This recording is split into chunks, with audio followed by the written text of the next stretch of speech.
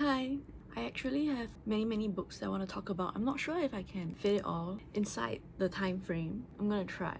One of them is Rouge by Mona Awad. I've read one of her novels before, which is Bunny. I really liked that the protagonist was unhinged. She is clearly losing her grip on reality. She's somewhat of an unreliable narrator. You get a confirmation that all the crazy things that happened to her did happen to her. It wasn't just some manifestation of her psychosis, but that there really was, I guess you can call it, sinister magic at play. But at the same time, some things weren't exactly guaranteed to have had happened because, like I said, she's kind of like an unstable character. Similarly, in Rouge, we get a similar character type in the form of this woman called Belle. She has a really, to put it nicely, a really messed up relationship with her mother. She doesn't really have other adult figures to turn to, so she's quite alone. She doesn't really have friends either. So there are actually many similarities between Rouge and Bunny. Another similarity is that Belle, she has very low self-esteem. At some point in time, she meets a strange guy. You don't know whether he is right in the head or is he actually there to harm her. She also comes into contact with a group of people who function very much like a cult. So in Bunny, this cult was a group of rich white girls who were just taking creative writing because they wanted to appear more intellectual, but they were just rehashing the same stories. They lacked originality. They started to plagiarize the protagonist. The protagonist in both novels is always someone who is in a position to be exploited for whatever they have. Something that belongs to them is constantly at the risk of being consumed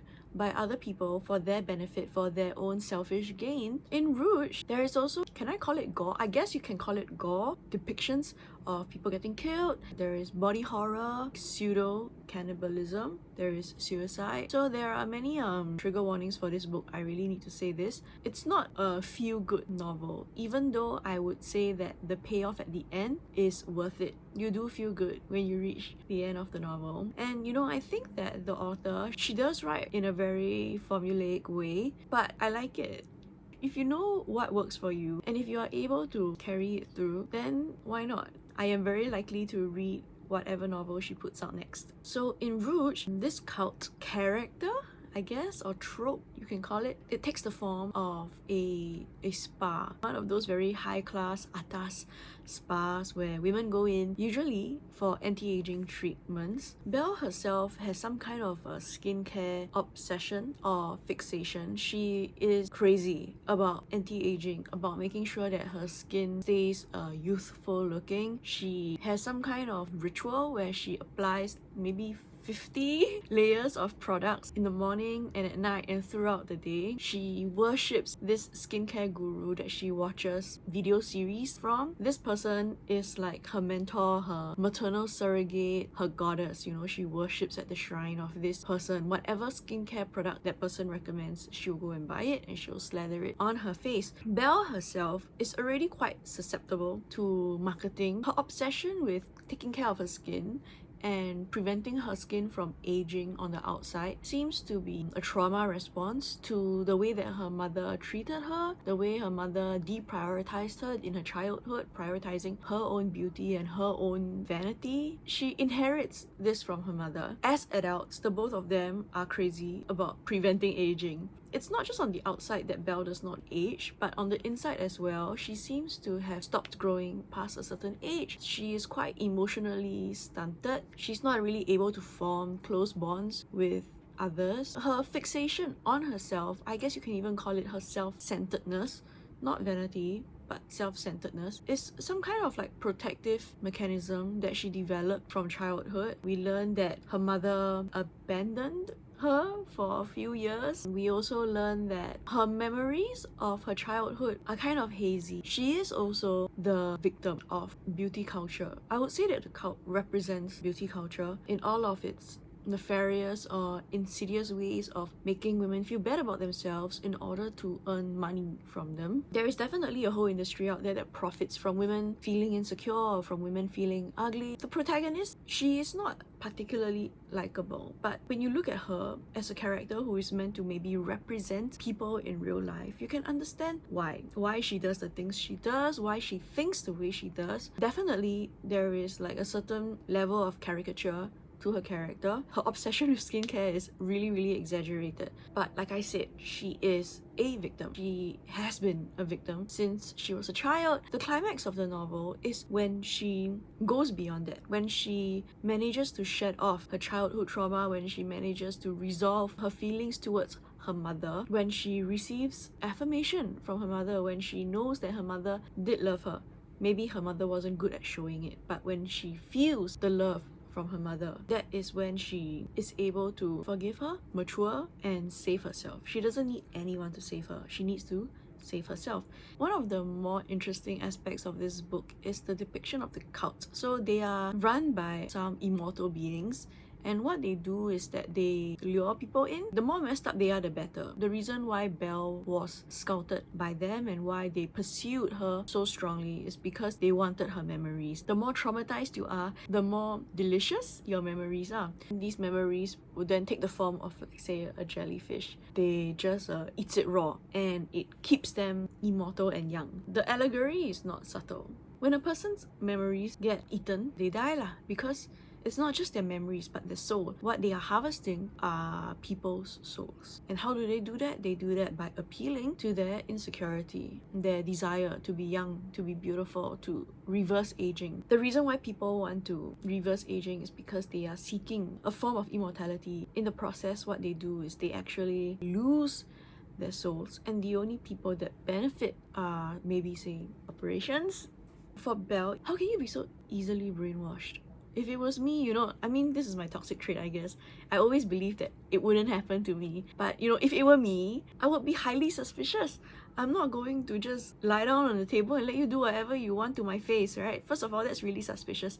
Second of all, like, where is your sense of self-preservation? So I think it is possible to read this novel by maybe examining the death drive in Belle. There's just so many ways to enjoy this book. I think that's one of the things that I really like about it. For the next book, I read it with the intention of comparing it to another book with a very similar topic.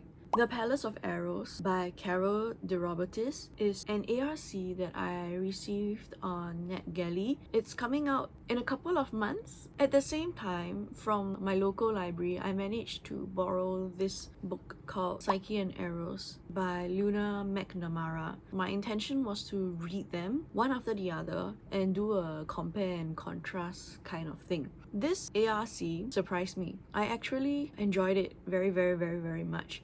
I remember thinking that, you know, the prose, it was beautiful, but it was not something that I was used to. So this person does not write in a very standard way. I think that that might put people off, but if you persevere and you get into the rhythm, it actually starts to flow. For me, I always prioritize beautiful prose over easy prose. I think when something is too easy, it's just like spoon feeding, you know, it's like eating fast food. With a book like this, you need to work a little bit harder. It's not fast food. It's better food.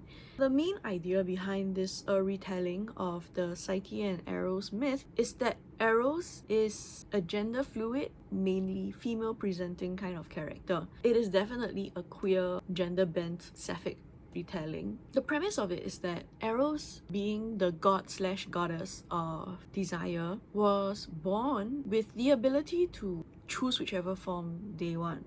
When you think about it, it makes sense. Desire doesn't really have a gender. Desire doesn't really take only one form. So what the author does here is applies it to the character of Eros. Most of the time, she presents as a goddess. It is possible for her to shapeshift. Shapeshifting is nothing new. It happens all the time in mythology. Another slight variation of the myth is that Psyche is not a princess, but she's some random goat farmer's daughter. They are quite poor. Her father is abusive. Her sisters are jealous and resentful. Honestly, the sisters are like catty bitches. That's like my opinion lah.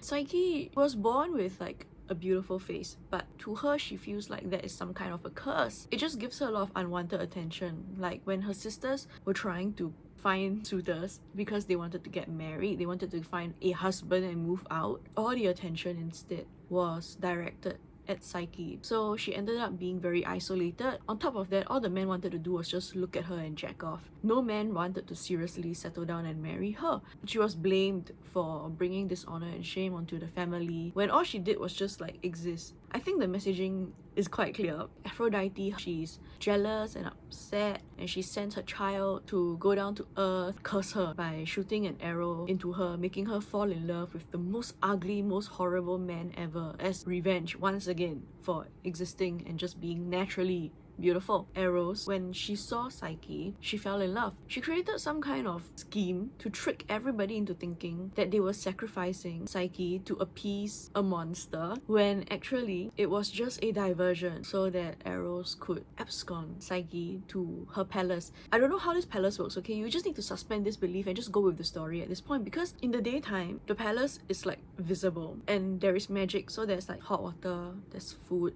But at night, she goes to the bedroom and the bedroom is like completely dark, and this is the only time where she can see her husband. But she very quickly finds out that her husband is not really a man, it takes the form of a woman. So Eros didn't really explain anything to her, just told her, you know, you stay here and you enjoy yourself, but these are the rules you need to follow. You cannot do this, you cannot do that, you cannot look at me, you cannot open the curtain, etc, etc.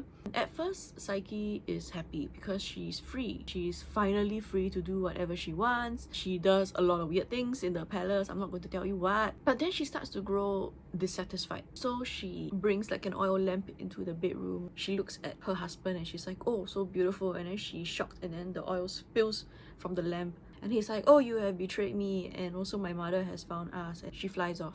Psyche that needs to fend for herself. She finds out she's pregnant. She has to do some silly tasks that her mother-in-law created with the intention of making sure that she fails. She gets some help. At the end of the day, they live happily ever after. One thing that this book tries to talk about is this idea of equality in a relationship, because the assumption that we were led to believe is that because Eros is a woman and that she does love Psyche for who she is, it seems like they could probably live happily ever after. I think this novel does interrogate the idea that if it's two women in a relationship, there are no problems. Another author that does this quite well, I feel, is Carmen Maria Machado. The idea of gender equality between men and women is not purely based on gender, but its basis lies in power. The reason why usually heterosexual union is going to be imbalanced is because men usually have more power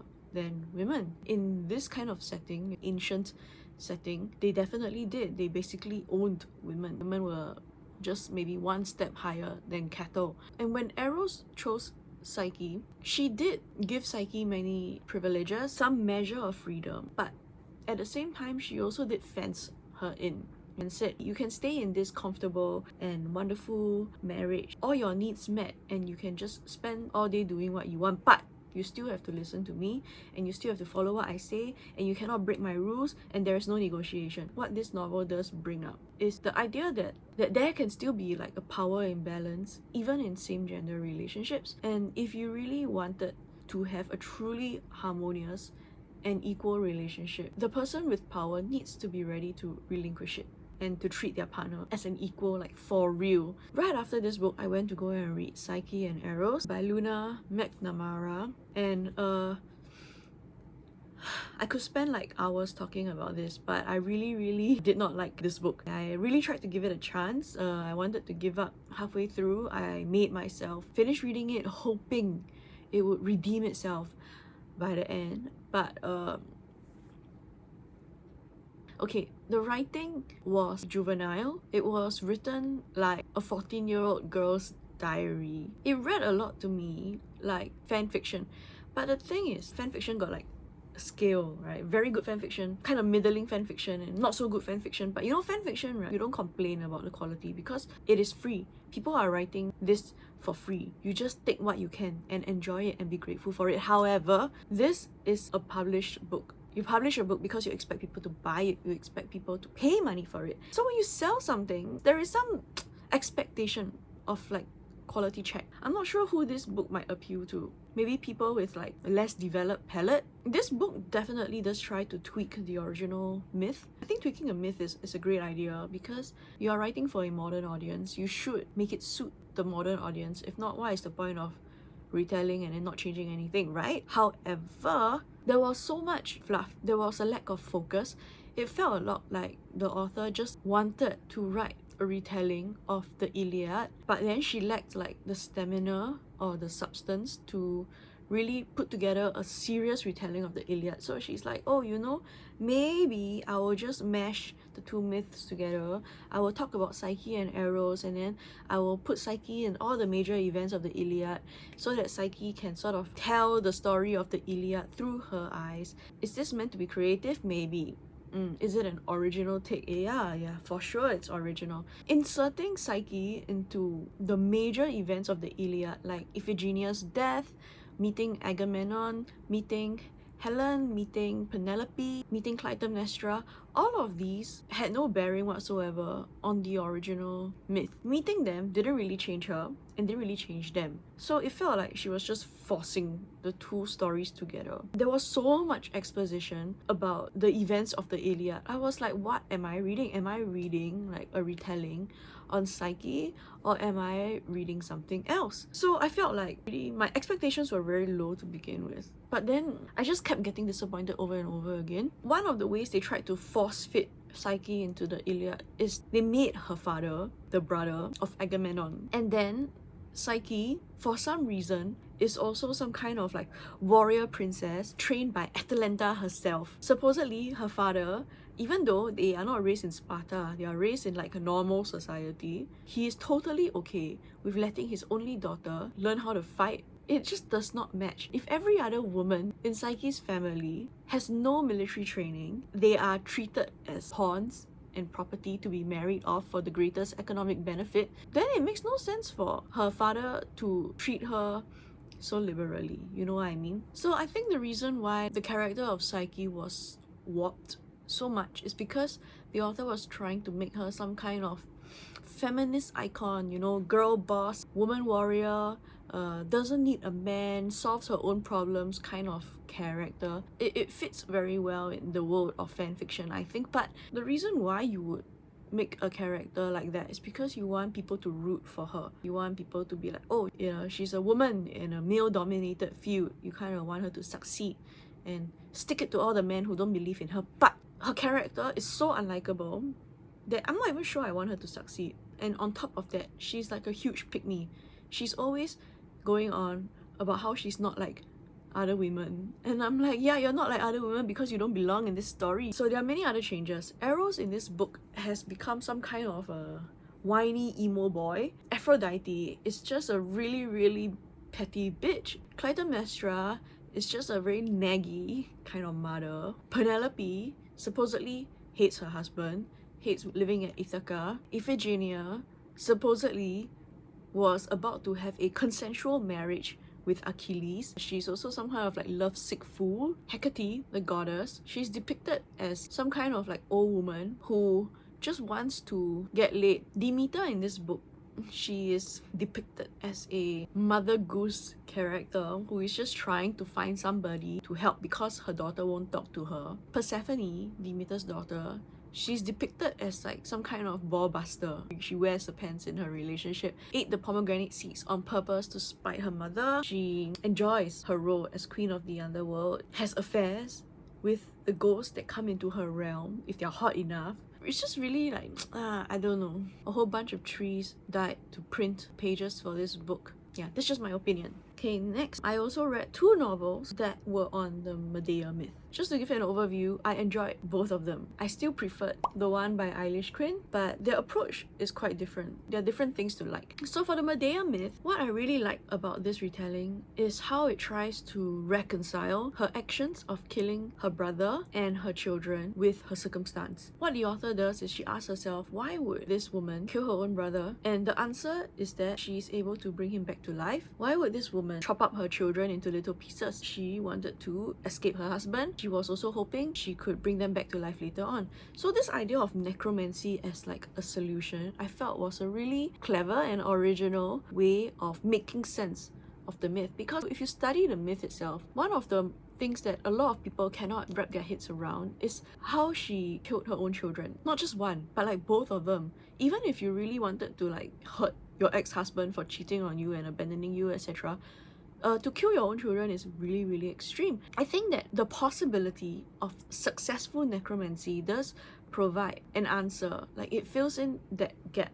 I would say that Medea definitely does take the role of a victim in her earlier life, and wielding magic is her way of striking back. And when it comes to explaining her rationale for the things she does, why does she marry this guy that she doesn't like? Why does she have his children? It is made very, very clear to us that she has no choice. It was either this guy or her father. And if she has to choose between like one horrible man and another horrible man, to her she would rather at least be the one to do the choosing. There was even one part in the book where Medea was actually revealed to be attracted to girls rather than to men. There is no avenue for a woman, let alone a princess, to pursue or fulfill these desires, I guess. At the end of this book, there was like an essay on the myth that was included by the author. This was actually my favorite part. I think that what she wrote was so enlightening. What I really enjoyed about this retelling was that it was a very intentional one, and I felt that it sent a very clear message. It's definitely a rehabilitation of a character who is usually depicted as some kind of monster. Moving on, another Medea retelling, this time by Rosie Hewlett. There is no necromancy. The focus of it is on how Medea ended up, you can say, losing her mind, being stuck in such a toxic and abusive relationship. We can see a very clear trajectory in her life. Like, she was treated poorly by her father, she was treated very poorly by her brother. She marries a man, she's treated poorly by him, she doesn't know how to leave. When she finally lets go of her inhibitions and just allows herself to become the villain, I think you can definitely see it as an emancipation of sorts, because she becomes powerful, she becomes feared. I think one way that this book does try to reconcile her actions is by making it such that she sees their future. Like, she has a prophecy. The two sons that she has with Jason grow up to become bad people. To her, it's being merciful. It's letting them die while they are still pure and good, not giving them the chance to become horrible, corrupted people like their father. I wouldn't say that it is justified. I would say that it makes it understandable why she thought it was okay to do what she did. You can kind of see where she's coming from. I think like it's really easy to look at other people or other women in bad relationships and go like, oh, you're not happy, you just leave lor. Or maybe even accuse them of secretly liking how they are being treated. I think that what this book does a good job of pointing out is that sometimes, it's really easier said than done. Do you have income? Do you have housing? Is the man going to track you down? Is your life physically in danger if you attempt to leave and you fail? There are so many things to think about. I don't think that we should be victim blaming lah. Sometimes it's really tempting to say that, if people did something wrong, then they should not be allowed a happy ending. But then everyone makes mistakes. And yeah, I know her mistake is like killing people, right? But I do feel that in this book, she has already paid for it. I like that she got a happy ending. I also read Orphia and Eurydicius by Elyse John. This is a relatively new book. Like, it just came out quite recently. Like The Palace of Eros, this is another gender-bent retelling. Orphia is a warrior woman. She's friends with Jason. She is the daughter of Apollo and a muse. Even the circumstances of her birth already blurs boundaries, because there has never been a mortal child or a mortal offspring of a god and a muse. It is like god or mortal, mortal with mortal, god with god. Thus, hybridity is a recurring theme. The idea of people being in between, defying boundaries, defying binaries, occupying a new category of their own. It's not either, it's not or. It is like a secret third thing. Orphia, she is that. She's a woman, but she fights. But she is also a musician. She loves women, she loves men. When she falls in love with a man who is, I guess, what you would call effeminate. She is the sword and he is the shield. In fact, he is a shield maker. This is, I guess, a great love story, because the two of them are perfectly and equally balanced. That is the tragedy.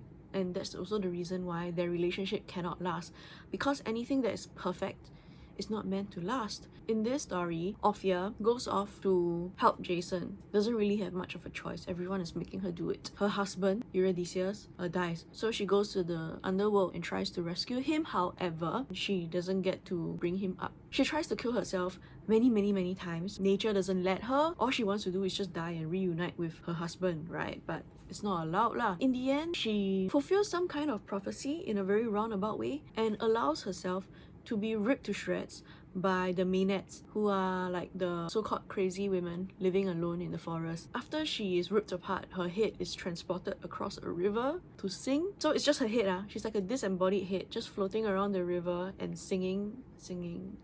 Later on, she does get to reunite with her husband in the Elysian fields because Persephone decided to help her. Another main focus of this book, aside from hybridity, is the idea of women helping women. I really like that in this book, even though you can see that it is easy to devolve into every woman for herself. You know, I can't be helping another woman, I'm in danger myself. But all the goddesses in this book, they make a conscious choice to band together, to speak up for each other, to speak up with each other. They all came together to help Orphia. It speaks a lot to the idea of like community. The reason why Orphia is able to come into her power is because she deprioritizes her patrilineal relationships, but she focuses on her mother, on her grandmother, on the women who have come before her, on the women who have taken care of her. Even Hera in this book, I felt very interestingly, Hera is not a villain here. Hera is some kind of good goddess. She has been maligned by her husband. This is like one of the most interesting depictions of Hera that I've ever read, because most of the time she's depicted as a jealous woman, you know, forever trying to keep her husband in line. But over here, she is depicted as somebody who has just as much power as her husband and who uses it to protect women. And because of that, her name gets dragged through the mud. Even though it is definitely very utopian, this idea of women seriously prioritizing each other instead of the men in their lives, I do think that it provides some kind of like blueprint. Like the Palace of Eros, where the idea is how can you really have a equal relationship? I think this book asks the same question. If you want to have a perfectly balanced relationship, you need to be ready to let go of some things that you feel are crucial to your identity. If your idea of being a woman means being more attractive than other women, at the end of the day, your relationship with another person is always going to be tainted by this underlying competition. Similarly, if your idea of being a man requires you to treat women poorly, then no matter what relationship you get into, it will never ever be one where your, say, wife can feel 100% safe around you. I can see why some people felt that the writing style was too lyrical, not very accessible. It requires effort to get through. The overall message is worth the effort. Another retelling that I read is Lilith by Nikki, Marmery. Long story short, I thought this was going to focus on, you know, Lilith in the Garden of Eden. However, it is not. It is like a little bit, just a little bit. And this is actually a really ambitious kind of retelling of the major events of human history, but told through an immortal woman with a major focus on female characters. Queen Jezebel, Miriam, who we know as Mary of Magdalene, the one that everyone says was a prostitute, but you know, in this book, she is not. The idea is that she and Adam were born equal. Adam didn't like it. God created another woman for him who he made sure would always be subservient to him. The first part and the last part was really weird because I felt that the language itself was very modern. She was trying to sustain interest, but I felt really turned off until I reached like 40%. Then I was like, oh, this is good. The voice just completely changed. Honestly, if you told me the first part and the second part were written by two different people, I would believe you. The second part, that middle portion, that portion was good. It was written in a way that really drew you into the time period. I felt it was really clever in the way that it took the bare bones of what we know and tried to flesh it out in a way that actually suggested the opposite of many things that we were taught, or at least that I was taught.